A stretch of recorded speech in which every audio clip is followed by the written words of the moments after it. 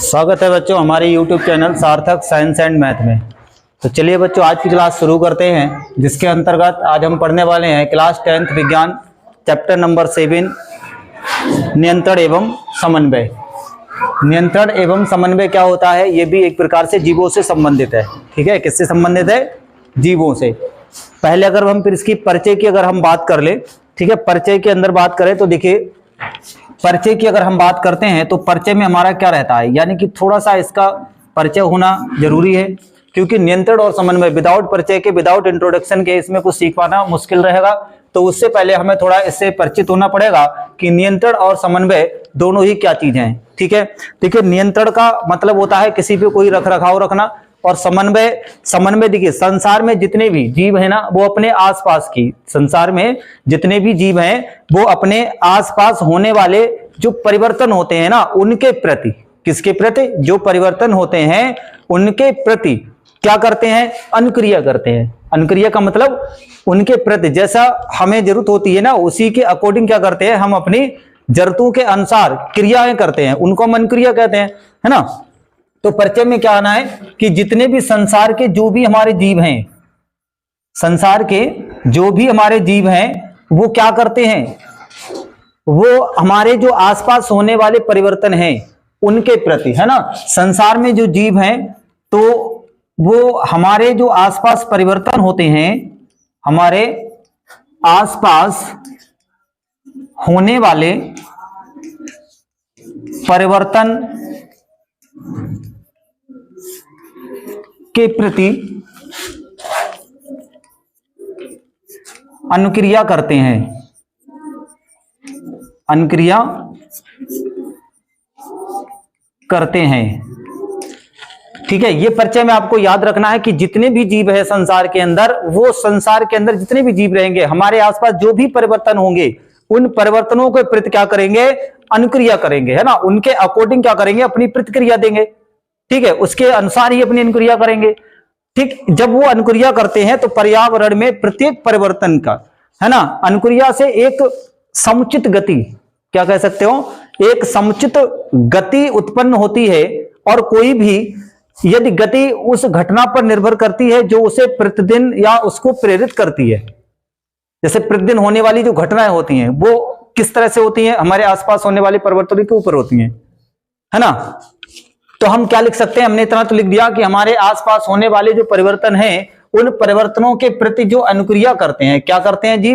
आसपास होने वाले परिवर्तनों के प्रति अनुक्रिया करते हैं।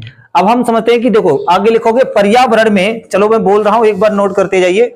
लिखो पर्यावरण में, परिचय में डालो, इसके आगे लिखो, करते हैं कि आगे पर्यावरण में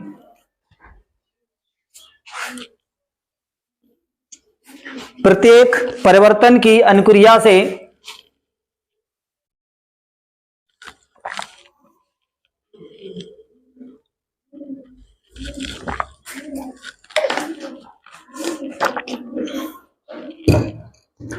प्रत्येक परिवर्तन की अनुक्रिया से एक समुचित गति उत्पन्न होती है, एक समुचित गति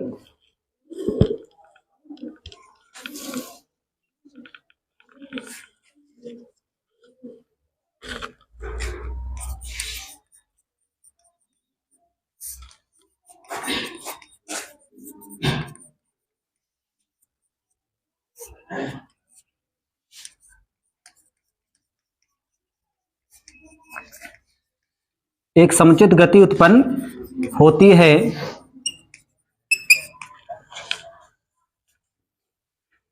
कोई भी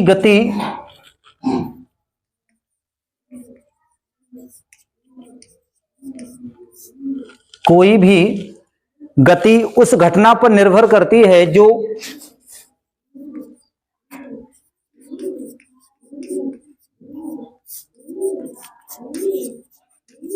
उस घटना पर निर्भर करती है जो उसे प्रेरित करती है, जो उसे प्रेरित करती है।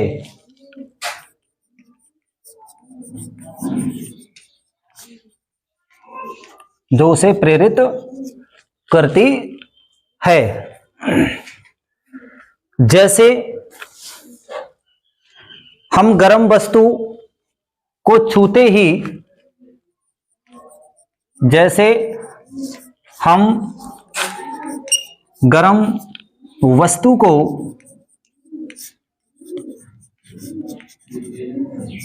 छूते ही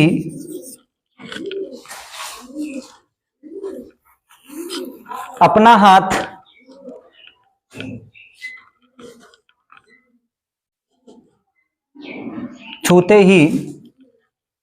हाथ या हमारा लिख लीजिए, अपने की जगह तो ज्यादा सही है ना, हमारा हाथ जल जाता है। हमारा हाथ क्या होता है? जल जाता है। तो हम अपना हाथ तुरंत क्या करते हैं? हटा लेते हैं ना। तुरंत क्या करते हैं? एकदम से हटा लेते हैं। तुरंत इसके प्रति लिख देना है, जलने लगता है या जल जाता है, तो हम अपना हाथ तुरंत इसके प्रति हटा लेते हैं। ठीक है, क्या हो जाएगा? हम अपना हाथ तुरंत उसके पीछे खींच लेते हैं या हटा लेते हैं। ठीक है, तो इसका मतलब हुआ कि हमने क्या किया? सिचुएशन के अकॉर्डिंग, है ना, अपने वातावरण के अनुसार हमने क्या किया? अनुक्रिया किया। ठीक है, अनुक्रिया की। तो अब जैसे कोई आ जाता है, अब कोई ऐसे आगे आ गया मान लो, है ना, या फिर कोई एकदम से ऐसे कोई सर्प आगे भाग निकला रोड से, हम जा रहे हैं बड़ा मस्ती में ऐसे ऐसे करके चलते हुए, अब आगे एकदम आगे पड़ गया, है ना। जब आगे आ जाएगा तो एकदम से क्या करेंगे? उसके प्रति, यानी जो हमें दिख रहा था परिवर्तन जो हो रहा है, क्या परिवर्तन होना? सर्प निकल के जा रहा है, और सर्प निकल के जा रहा है ना, तो एकदम से चौंक जाएंगे, मर गए रे, चौंक जाओगे, एकदम से उगल के गिर जाओगे, या तो भाग खड़े होगे, एकदम कूद जाओगे। तो ये अनुक्रिया हो जाती है ना, स्वतः अनुक्रिया हो गई। कैसी हो गई? स्वतः अनुक्रिया हो गई। अपने आसपास के जो परिवर्तन होते हैं ना, उनको देख करके हमारे अंदर से एकदम स्वतः क्रिया होने लगती है, या फिर खुद ब खुद करते हैं।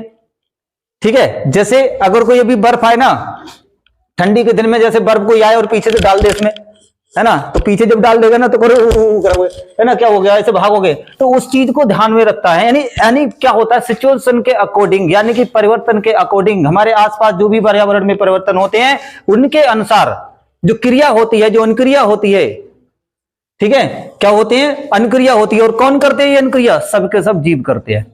ठीक है, तो जीव क्या करते हैं? हमारे आसपास, ये परिचय से थोड़ा सा, ठीक है, इंट्रोडक्शन हो गया। अब इसके बारे में थोड़ी और बातें जान लेते हैं। देखिए, यहां तो परिचय की बात आई तो सभी जीवों की बात हुई, सभी जीवों की बात हुई है। अगर मैं बात कर लूं यहां पे जंतुओं की, ठीक है ना, जंतुओं के नियंत्रण और समन्वय की, ठीक है, तो अगला हेडिंग आप लगाइए, जंतुओं के नियंत्रण एवं समन्वय। जंतुओं में नियंत्रण एवं समन्वय। जंतुओं में नियंत्रण एवं समन्वय। ठीक है ना, जंतुओं में नियंत्रण और समन्वय की बात करते हैं। ठीक, क्या है ये जंतुओं में नियंत्रण और समन्वय? तो देखिए, जंतुओं के अंदर जो नियंत्रण रहता है, किसी पर अगर कोई कंट्रोल नहीं रहे ना, तो मन चाहे उसके थप्पड़ मार दिया। जंतुओं के अंदर कोई नियंत्रण कौन करेगा?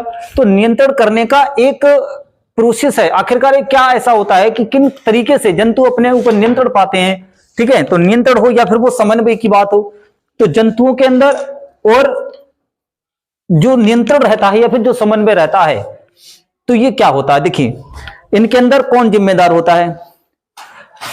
सबसे पहली चीज कि जंतुओं के अंदर जो नियंत्रण होता है वो कौन करता है? तंत्रिका, तंत्रिका तंत्र। ठीक है ना, कौन करता है? तंत्रिका तंत्र। तंत्र नहीं कहोगे आप, खाली तंत्रिका लिख सकते हो। ठीक है, जंतुओं के अंदर जो नियंत्रण और समन्वय तथा जो तंत्रिका होता है और पेशी ऊतक जो होते हैं, दोनों मिलकर के क्या करते हैं? हमारे किसका? जंतुओं में नियंत्रण और समन्वय का नियंत्रण करते हैं। कौन करता है? एक तो तंत्रिका हो गई और दूसरी हमारी हो गई ऊतक।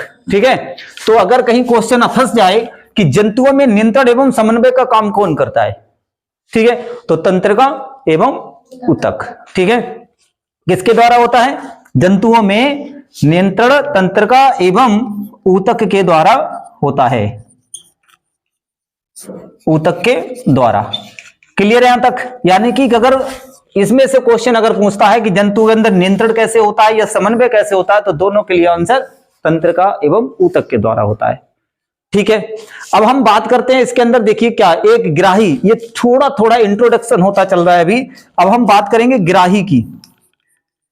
ग्राही किसे कहते हैं?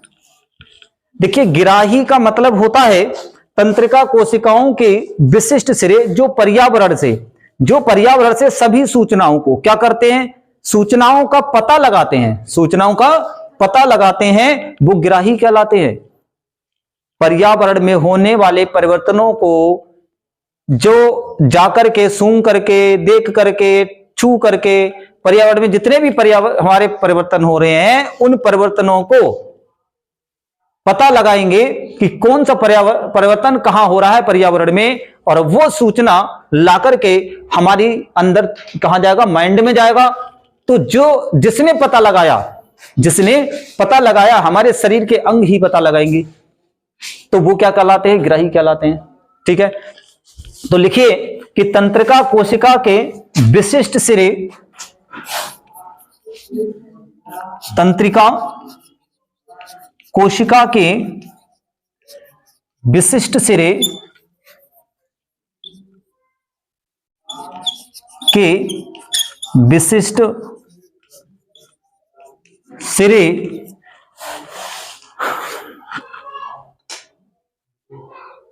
जो पर्यावरण से सभी सूचनाओं का पता लगाते हैं, विशिष्ट सिरे जो पर्यावरण से सभी सूचनाओं का पता लगाते हैं, सभी सूचनाओं का पता लगाते हैं, ग्राही कहलाते हैं। क्या कहलाते हैं? ग्राही कहलाते हैं। क्लियर है यहां तक? ग्राही क्या हुआ? यानी कि ग्राही वो हुआ जो पर्यावरण से पकड़ के लाए और पकड़ के जेल में डाल दे। जेल का मतलब तंत्रिका तंत्र तक पहुंचा दे, है ना। नर्वस सिस्टम होता है वैसे तो तंत्रिका तक, यानी कि ये जो ग्राही होते हैं ना, वो एक प्रकार के तंत्रिका के भाग ही होते हैं। ग्राही क्या होते हैं? तंत्रिका के भाग ही होते हैं, जो क्या करते हैं? पर्यावरण से सूचनाओं को एकत्रित करने का कार्य करते हैं, है ना। सूचनाओं को ग्रहण करते हैं, इसलिए ग्रहण करने की वजह से इनको ग्राही कहा जाता है। ग्रहण करने की वजह से क्या बोला जाएगा? इनको ग्राही बोला जाएगा। अब हम बात करते हैं कि ग्राही होती कितने प्रकार की है। ठीक है, तो इसको चलो मिटाते हैं। हो गया यहां तक? चलिए अब हम देखेंगे कि ग्राही के प्रकार। हेडिंग लगा दे, हेडिंग लगाइए, ग्राही के प्रकार। ग्राही के प्रकार, ठीक है, हो गया। यानी कि ग्राही के प्रकार कौन कौन से होते हैं, कितने प्रकार की ग्राही होती हैं, इस चीज को ध्यान में रखना। सबसे अच्छा ये चीज बताइए कि आप किस किस चीज को देखते हो? बताओ। देखते हो ना, सबको देखते हो। जैसे अभी सपोज करो आप पढ़ रहे हो, तो पढ़ने का जो सूचना कौन दे रहा है? आपको क्या लिखाया जा रहा है, ठीक है, वो देख कैसे रहे हो? आंखों से देख रहे हो। तो आंखें क्या कर रही हैं? जो लिखा हुआ उसको ग्रहण कर रही हैं। ठीक है, तो वो हमें आंखें क्या हुई? एक प्रकार की ग्राही हुई। क्या हुई? आंखें प्रकाश ग्राही होती हैं। क्या होती हैं? प्रकाश ग्राही होती हैं, जो क्या करती हैं? दृष्टि के लिए मतलब उपयोग में आती हैं, है ना। तो प्रकाश, देखिए ग्राही की अगर हम बात करें तो ये कुल मिला के हमारे 5 प्रकार की हो जाएंगे। तो चलिए हम 5 प्रकार पहले लिखते हैं, फिर एक एक को समझते हैं। सबसे पहला हमारा जो ग्राही है उसको हम कहते हैं प्रकाश ग्राही। ठीक है, पहला प्रकाश ग्राही, यानी कि प्रकाश को ग्रहण करने वाली प्रकाश ग्राही हो गई। ठीक है, दूसरा जो इसका है वो है श्रवण ग्राही। श्रवण का मतलब सुनना, श्रवण ग्राही दूसरा हो गया। तीसरे की अगर हम बात करें, बताओ कोई एक आध पता हो तो? उसके बताओ जल्दी से। तीसरा एक होता है रस संवेदी ग्राही। क्या होता है? रस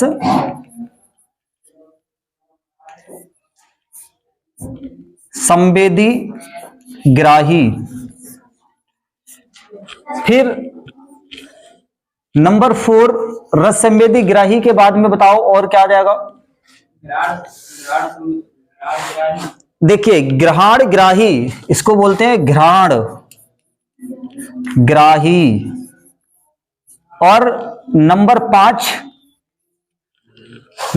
5 जो होता है उसे हम कहते हैं स्पर्श ग्राही। ठीक है ना? क्या बोलेंगे इसको? स्पर्श ग्राही। स्पर्श ग्राही भी बोलते हैं।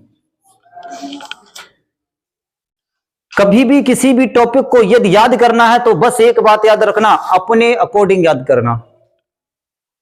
बुक के अंदर ऐसे नहीं है कंटेंट जैसा मैं दे रहा हूं यहां पे। बुक के अंदर इस तरीके से नहीं लिखा गया है 5 प्रकार। बुक के अंदर एनसीईआरटी में बीच बीच में हेडिंग पढ़िए और उसको एक प्रैक्टिकली समझाया जाता है। ठीक है, तो यहां पर हमने एक बार में ग्राही के प्रकार 5 एक बार में लिख दिए हैं। तो 5 प्रकार की ग्राही होती हैं, या 5 प्रकार की हम ज्ञानेंद्रियां भी कहते हैं। ज्ञानेंद्रियां भी तो होती है ना, जो ज्ञान देते हैं, पर्यावरण से ज्ञान अर्जित करते हैं और वो हमें सूचना प्राप्त कराते हैं कहां? माइंड तक। तो वो 5 ही तत्व होते हैं, आंख, नाक, कान, जीभ, त्वचा। ठीक है, ये सब हमारे क्या हैं? ग्राही अंग हैं या फिर ज्ञानेंद्रिय हैं, जो क्या करती हैं? हमें किसी न किसी प्रकार का ज्ञान अर्जित कराती है, नॉलेज देती हैं। और वो नॉलेज हमारे माइंड तक पहुंचती है, इन्हीं के द्वारा पहुंचती है। जीवन में खाना खाओगे तो स्वाद कहते हैं उसको, क्योंकि स्वाद अगर फीका है, नमक नहीं पड़ा तो घर वालों को 10 सुना दोगे। मिर्च ज्यादा हो गई, सीसी करके पानी को भागोगे। तो यानी कि ये सब कैसे पता चलता है? जीभ पे जाते ही। जीभ क्या करता है? उसके अंदर के टेस्ट को बताता है ना? तो इसको हमने यहां पे लिखा है रस संवेदी ग्राही। उसको हमने लिखा है रस संवेदी ग्राही। चलिए यहां आते हैं पहले प्रकाश ग्राही। देखिए प्रकाश ग्राही का मतलब क्या होता है? प्रकाश जब आंखों से गुजरता है तभी कोई चीज हमें दिखाई पड़ती है। यानी कि किसी भी दृष्टि के लिए, यानी कि जो प्रकाश ग्राही हैं वो किसके लिए काम करते हैं? दृष्टि के लिए। यानी कि इसका जो प्रकाश ग्राही होगा तो वो दृष्टि के लिए,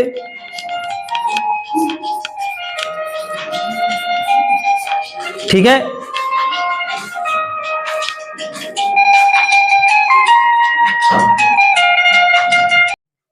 ठीक है, तो यहां के अगर हम बात करते हैं प्रकाश ग्राही की, तो प्रकाश ग्राही क्या होता है? दृष्टि के लिए यूज होता है।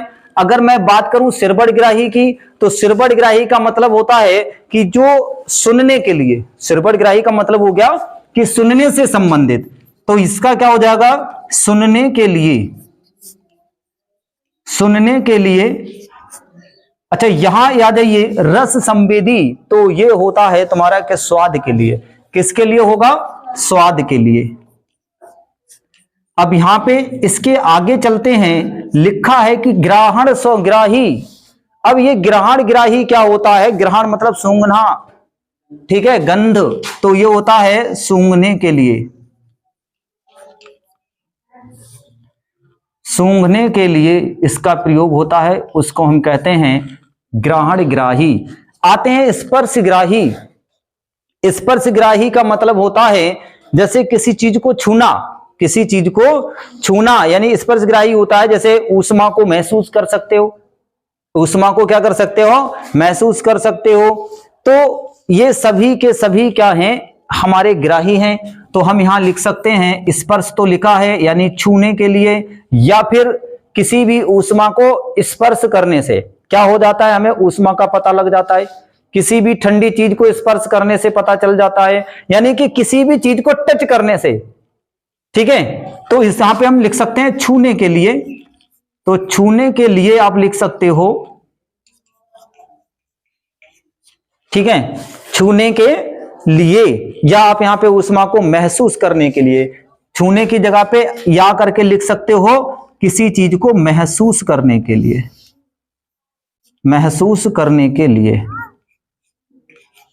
कुछ बच्चे ये सोचेंगे कि सर छूना और स्पर्श का मतलब एक ही होता है, है ना। तो इसलिए मैंने यहां लिखा दिया कि या करके आप इसको लिख सकते हो महसूस करने के लिए। अब जरा इस पे आते हैं कि दृष्टि के लिए क्या जरूरी है, बताओ। आने के प्रकाशग्राही दृष्टि के लिए जरूरी है आंख, और सुनने के लिए जरूरी है कान, और स्वाद के लिए जरूरी है जीभ, और क्या रह गया, और रह गया हमारा सूंघने के लिए पड़ेगी नाक की जरूरत। बिना नाक के कोई सूंघ लेगा नहीं। और स्पर्श करेंगे तो किससे, त्वचा से। तो ये हमारे क्या हुए, कुछ अंग हुए। अब इन्हीं अंगों को हम क्या कहते हैं, ग्राही अंग कहते हैं, या फिर इन्हीं को हम क्या कहते हैं, ग्राही जो होती हैं हमारे, ये सबको हम ज्ञानेंद्रियां के नाम से जानते हैं। ठीक है, ये सब ज्ञानेंद्रियों में स्थित होते हैं। क्या, ये सब गुण, सूंघने का गुण नाक में, बोलने का गुण नहीं, बोलने का तो मतलब मुंह हो जाएगा, लेकिन जिससे हम चीज को मतलब पर्यावरण में होने वाले परिवर्तनों का पता लगता है वो जीभ हो गई। जीभ स्वाद का काम करेगी, आंख देखने का काम करेगी, त्वचा महसूस करने का काम करेगी, और कान सुनने का काम करेंगे। ठीक है, लेकिन यहां कान तो है नहीं, कहीं है, दिख रहा है ना, है। ठीक है, तो कान क्या करते हैं, देखने का काम करते हैं, सुनने का काम करते हैं, हाँ सुनने का काम करते हैं। ठीक है, तो कान क्या करेंगे, सुनने का काम करेंगे, आंख क्या करेगी, देखने का, जीभ स्वाद के लिए, नाक सूंघने के लिए, और महसूस करने के लिए त्वचा। तो ये 5 ज्ञानेंद्रियां हो गई हमारे, यानी कि 5, इन्हीं को कहते हैं हम ग्राही। ठीक है, जल्दी से नोट करो। इसके बाद अगली जो हेडिंग हमारी है, ये तो हमारी एक हेडिंग हो गई ना क्लियर। अब हम चलते हैं अगली हेडिंग पे, तंत्रिका ऊतक। ठीक है, क्या होता है तंत्रिका ऊतक, जानते हैं इसके बारे में। देखिए तंत्रिका ऊतक, हेडिंग लगा दीजिए आप, तंत्रिका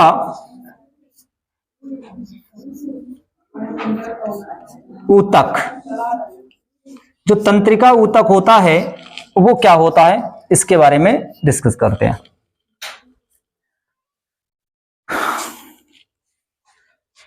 देखिए तंत्रिका ऊतक या फिर तंत्रिका जो होता है वो कोशिकाओं का एक प्रकार का, जैसे कोशिकाएं हो या फिर न्यूरॉन की कोशिका कह सकते हो, यानी कोशिकाओं का या फिर न्यूरॉन का एक क्या होता है, संगठित जाल का बना होता है। यानी तंत्रिका जो होता है ऊतक, वो तंत्रिका ऊतक न्यूरॉन, ठीक है, न्यूरॉन से बना होगा, या फिर हम कह सकते हैं कि कोशिकाओं का। तो तंत्रिका लिख दो इसमें, तंत्रिका ऊतक, तंत्रिका ऊतक कोशिकाओं या न्यूरॉन, कोशिकाओं या न्यूरॉन के एक संगठित, न्यूरॉन का लिख दो, न्यूरॉन का एक संगठन, संगठित बोला, संगठन, संगठित लिख लो, ठीक है, संगठित, ठीक है, का एक क्या है, संगठित, क्या हो गया, जाल, संगठित जाल लिखो, संगठित जाल, संगठित जाल का बना हुआ होता है।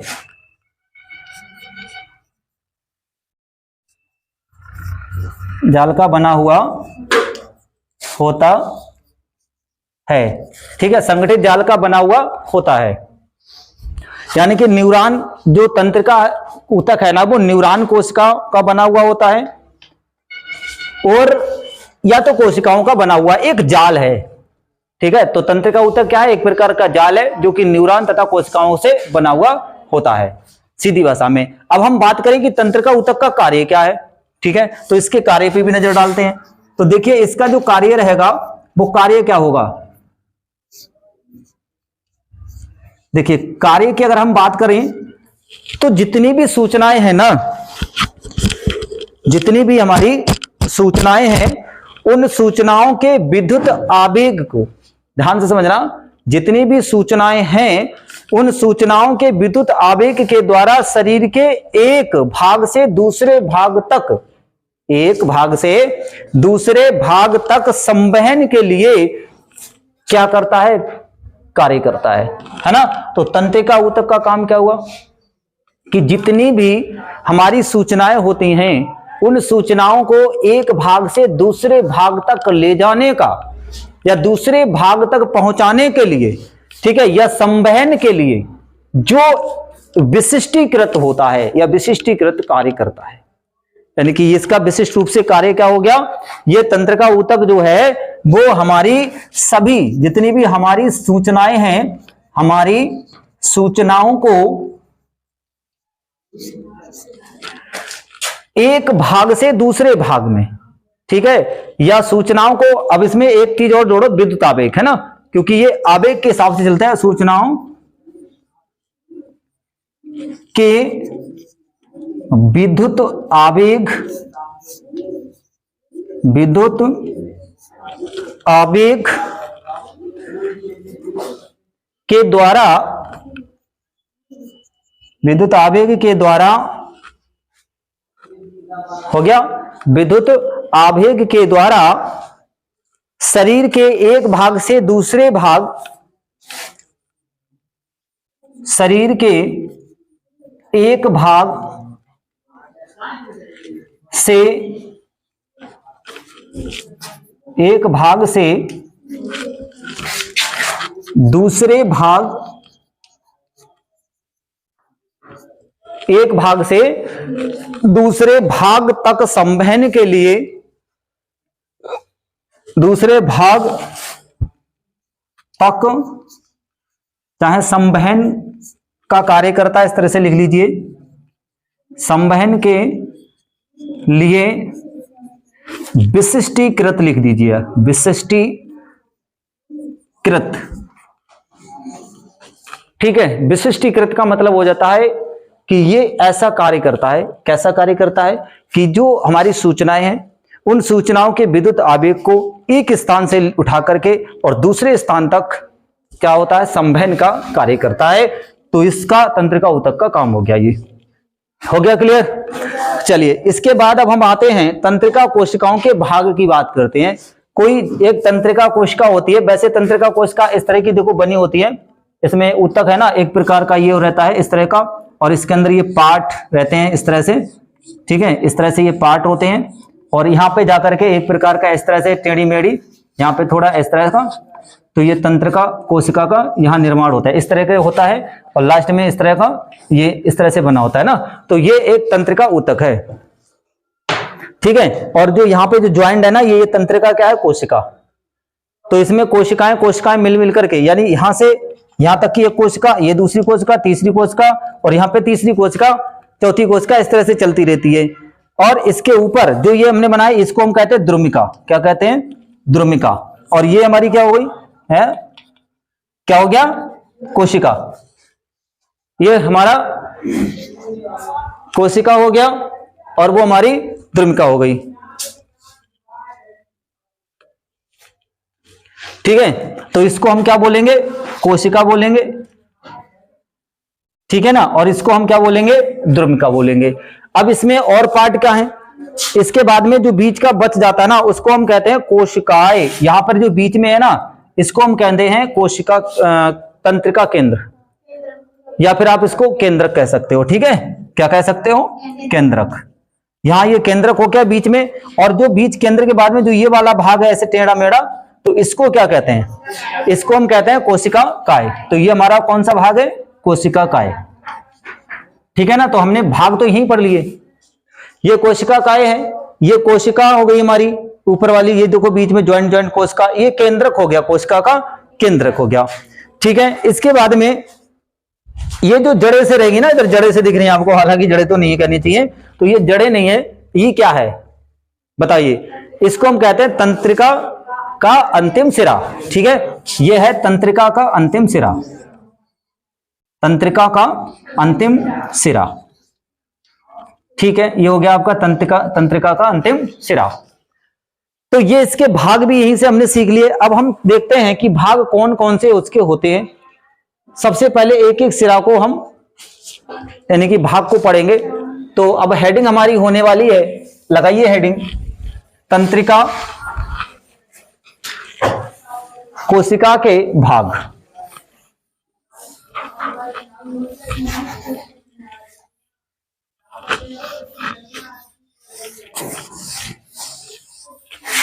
ठीक है, लगाइए तंत्रिका कोशिका के भाग।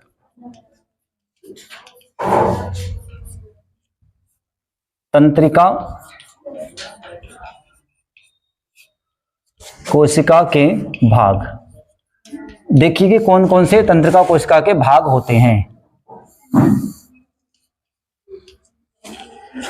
सबसे पहला इसमें जो है वो है द्रुमाकृतिक सिरा या द्रुमिका जिसे कहते हैं। क्या कहते हैं? द्रुमिका। तो देखिए सबसे पहला भाग है इसका द्रुमिका, यानी कि ये द्रुमिका क्या है उसको समझिए। देखिए ये तंत्रिका कोशिका का वह भाग होता है जहां पर सभी सूचनाएं उपार्जित की जाती हैं, जहां पर सभी सूचनाएं उपार्जित की जाती हैं। यानी कि ये ऐसा सिरा है, ऐसा भाग है तंत्रिका कोशिका का जहां पर सूचना आकर के इकट्ठी होती हैं, सूचनाएं जहां पर के मतलब इसको प्राप्त होती हैं। ठीक है, तो यहां पे लिख सकते हो कि जहां सूचनाएं उपार्जित की जाती हैं, जहां सूचनाएं उपार्जित की जाती हैं,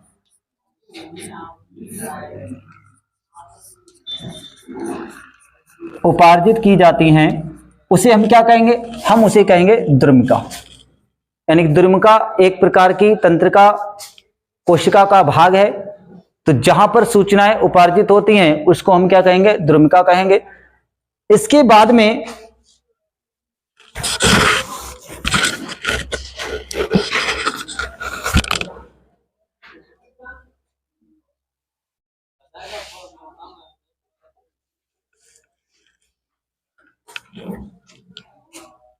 क्या होता है? उपार्जित की जाती हैं। उसके बाद आगे लिखो, इसी में लिख लो, चाहे नंबर 2 डाल के लिखिए आप, नंबर 2 डाल दीजिए कि द्रुमिका से कोशिकाएं तक, यानी कि इसका दूसरा पार्ट है द्रुमिका होगी। द्रुमिका से कोशिकाएं होता है ना, कोशिकाएं बीच का एक पार्ट बन गया, तो दूसरा पार्ट भी हम यही बोल सकते हैं कि द्रुमिका से कोशिकाएं तक,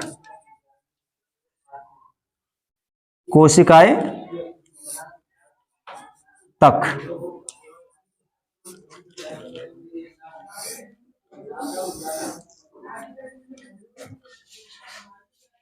ठीक है, तो द्रुमिका से कोशिकाएं तक की अगर हम बात कर लें तो यहां देखिए क्या रहता है।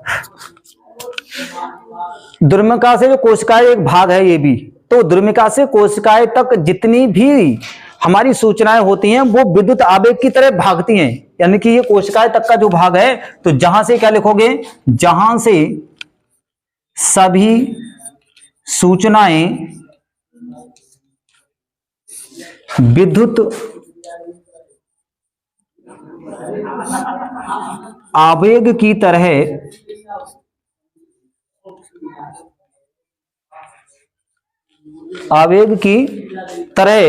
यात्रा करती हैं, यात्रा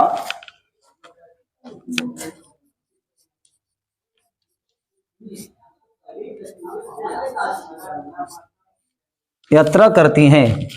ठीक है, वो हमारा पार्ट कौन सा है? द्रुमिका से कोशिकाएं तक का भाग है। ठीक है, जहां पर सभी सूचनाएं विद्युत आवेग की तरह गमन करती हैं, ठीक है, चलती हैं। इसके बाद में एक आता है एक्सॉन। ठीक है, नंबर 3 एक्सॉन।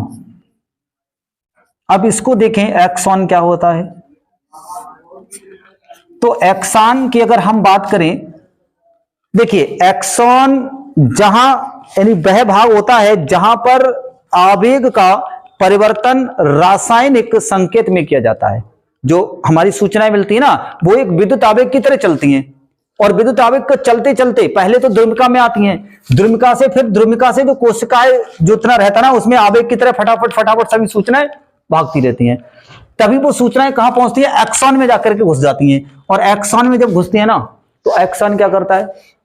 उन विद्युत वाली जो आवेग सूचनाएं थी, विद्युत आवेग की तरह थी जो सूचनाएं, उन सूचनाओं को क्या करता है? उन सूचनाओं को रासायनिक संकेतन में परिवर्तित कर देता है। ठीक है, उन सूचनाओं को क्या करता है, जहां आवेग का परिवर्तन क्या हो जाता है, रासायनिक संकेत में हो जाता है उसका परिवर्तन, जिसे यहां आगे संचरित हो सके। ठीक है, तो यहां क्या लिखोगे, यहां आवेग को लिख दो, जहां आवेग की तरह यात्रा जो करती है ना, कौन सी सूचनाएं, उनकी बात हो रही है, तो लिखो जहां आवेग का परिवर्तन रासायनिक संकेत में किया जाता है, आवेग है यहां पे, ठीक है, जहां आवेग का परिवर्तन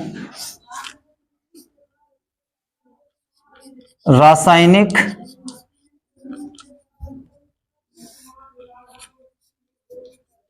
संकेत में, या आप इसको संकेतन लिख सकते हो, ठीक है, संकेतन लिख दो या संकेत ही रहने दो, ठीक है, रासायनिक संकेत में क्या होता है, किया जाता है।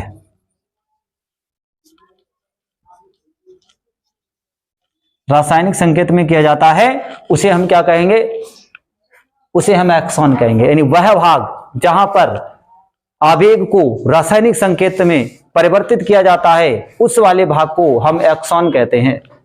ठीक है,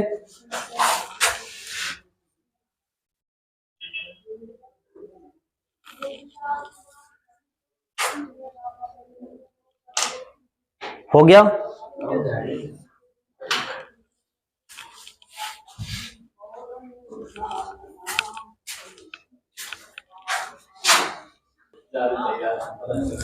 देखिए अगला हेडिंग हमारा है तंत्रिका द्वारा सूचनाओं का संचरण, यानी कि किस तरीके से जो तंत्रिका अभी हमने पढ़ा, उस तंत्रिका का कैसे कैसे रोल रहता है सूचनाओं का संचरण करने में। ठीक है, सूचनाओं का संचरण मतलब एक जगह से दूसरे स्थान तक सूचनाएं किस तरीके से पहुंचती हैं, एक नजर में इसको डालते हैं, नजर एक बार इस पे एक नजर में देख लेते हैं इसको।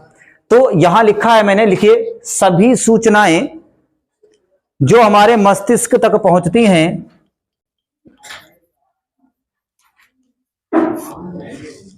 जो हमारे मस्तिष्क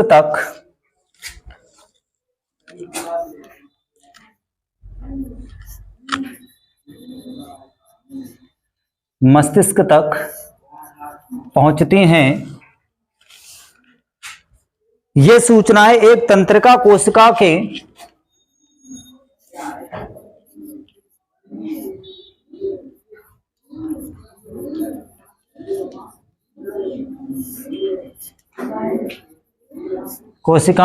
एक तंत्रिका कोशिका के द्रुमाकृतिक सिरे, या फिर द्रुमिका लिख दीजिए, ठीक है, एक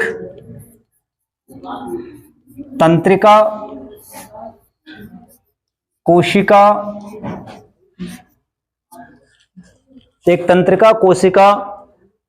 की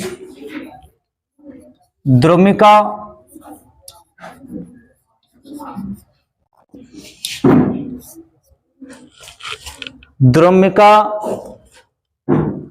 सिरे द्वारा उपार्जित की जाती हैं,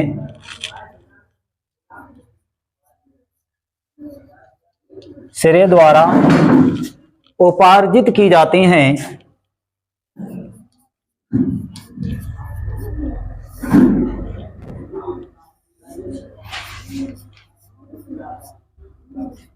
उपार्जित की जाती हैं। अच्छा, अभी बताया हमने, जैसे जब उपार्जित जब हो जाती है, यानी कि जब हमारी सूचनाएं उपार्जित हो जाती हैं द्रुमिका के द्वारा, फिर वो क्या होता है उसका बताओ। उपार्जित हो जाती हैं और एक रासायनिक क्रिया द्वारा विद्युत आवेग पैदा करती हैं, लिखोगे, और एक रासायनिक क्रिया द्वारा विद्युत आवेग पैदा करती हैं, पैदा करती है। अब जब विद्युत आवेग पैदा हो जाता है तो फिर उस विद्युत आवेग को क्या करते हैं बताओ, ये आवेग द्रुमिका से, यह आवेग जो होता है वो द्रुमिका से कोशिकाएं तक जाता है, ये तो पढ़ा भी। तो यहां पे लिखोगे यह आवेग द्रुमिका से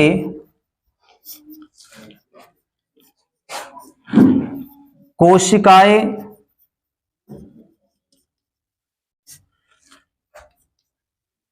तक जाता है। कहां जाएगा, कोशिकाएं तक जाता है।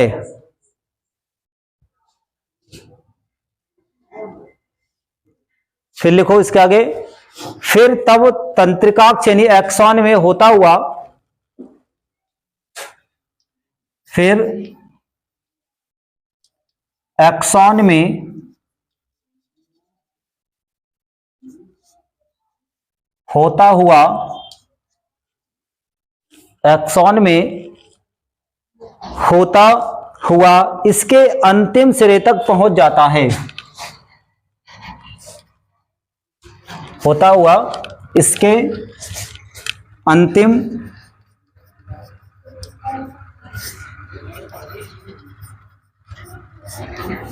सिरे तक पहुंच जाता है।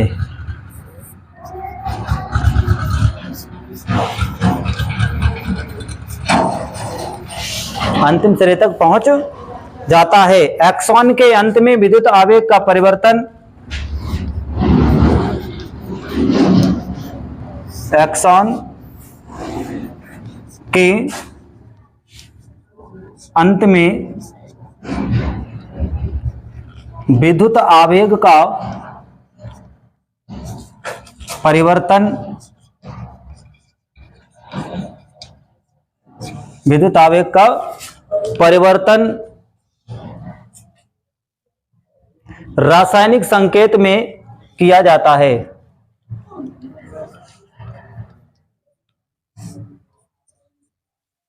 रासायनिक संकेतन या संकेत लिख दो, संकेत में किया जाता है। ठीक है, रासायनिक संकेतन में किया जाता है।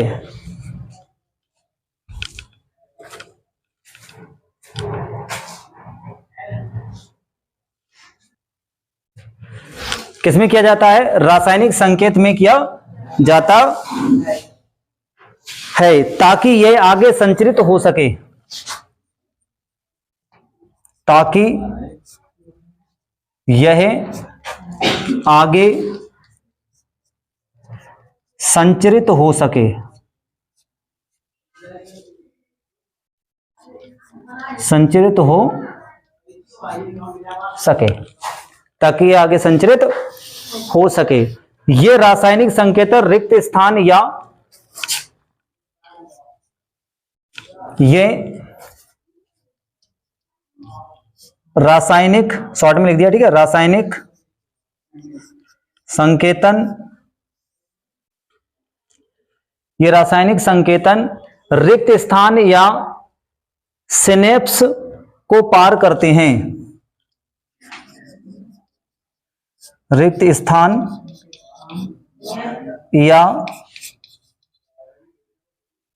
सिनेप्स को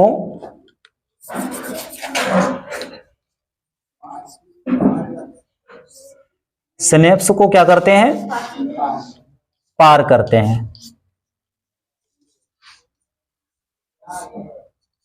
पार करते हैं।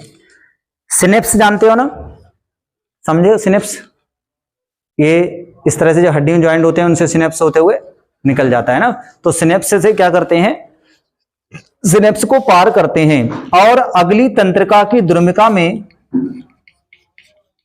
और अगली तंत्रिका की, अगली तंत्रिका की द्रुमिका में अगली तंत्रिका द्रमिका में इसी तरह का विद्युत आवेग प्रारंभ करती हैं।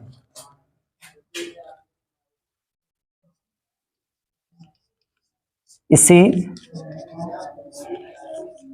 तरह का विद्युत आवेग प्राप्त, क्या लिखोगे, प्राप्त करती है। प्राप्त की जगह पे आप प्रारंभ लिख लो, ज्यादा सही रहेगा। ठीक है, प्रारंभ हो जाता है, शुरू हो जाता है ना, प्रारंभ करते हैं। ठीक है, प्रारंभ करती है। इस प्रकार सूचनाएं, आगे लिख दो इसी में, इस प्रकार सूचनाएं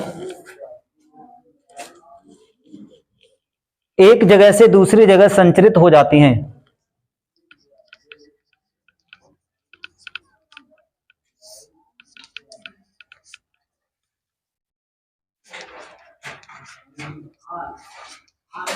एक जगह से दूसरी जगह तक संचरित हो जाती हैं।